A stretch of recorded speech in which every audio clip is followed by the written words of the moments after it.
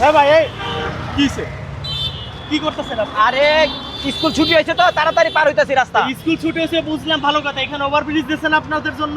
জি। ওভারব্রিজটা পুরো ফাঁকা পড়ে আছে, তো ওভারব্রিজ দিয়েছে, তো ওভারব্রিজ না পার হয়ে আপনি রাস্তা দিয়ে কেন পার হইতেছেন আপনি? এটা তাড়াতাড়ি লাগে আর কি। আপনার কাছ থেকে বাচ্চাগুলো শিখবে কি? এই যে আপনার বাচ্চা না, জি। এটা কি শিখবে? কি শিখাইতেছেন এদেরকে? যে কি শিখাইতেছেন এদেরকে আপনি? ওভারব্রিজ আছে না, এই যে নতুন ওভারব্রিজ। ওভারব্রিজ ছুঁয়ে রাস্তা পার হইতেছে, কাহিনী দেখছেন? কে লিখে দিছে? এরাও তো আপনার কাছ থেকে শিখছে। দুদিন পর যখন একটু বড় হবে তখন এরা কি করবে? এরাও রাস্তা পার হতে হবে, তখন এরা তো অ্যাক্সিডেন্ট করবে। এক ওদের হাতে সব লোক পার আপনার হয়। দেখা দেখি বাচ্চারা শেখে কার কাছ থেকে? মা বাবার কাছ থেকে শেখে না? জি, জি। আপনার দেখা দেখি শিখতেছে না? এটা নিয়ে আপনি রাস্তা পার হইতেছেন কেন? এরা আরো বলবেন বাবা রাস্তা কোন একা একা পার হবো না, ওভারব্রিজ আছে, ওভারব্রিজ দিয়ে রাস্তা পার হবা।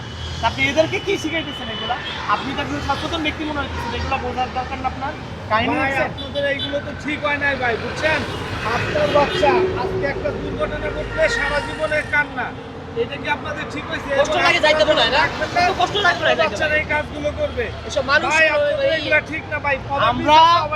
আমরা এখানে ময়লার কাজ করি, আমরা প্রতিনিয়ত দেখে এখানে কত অ্যাক্সিডেন্ট ঘটে। এই জায়গাটায় প্রতিদিন অ্যাক্সিডেন্ট ঘটে দেখে সরকার থেকে এটা ওভারব্রিজ দিয়ে দিচ্ছে। তো ওভারব্রিজ পার হওয়া দরকার ছিল না?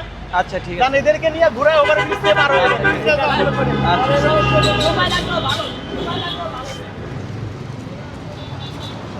এরা বলে আবার সচেতন ব্যক্তিরা।